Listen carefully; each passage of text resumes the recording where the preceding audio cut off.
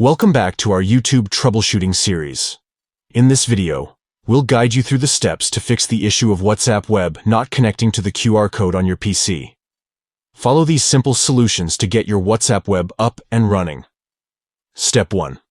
First, let's try clearing your WhatsApp Web cache. Next to the web address, click on View Site Information. From there, select Cookies and Site Data. Then click on Manage Cookies and Site Data. Finally, click on Delete Saved Data for WhatsApp Web. Step 2.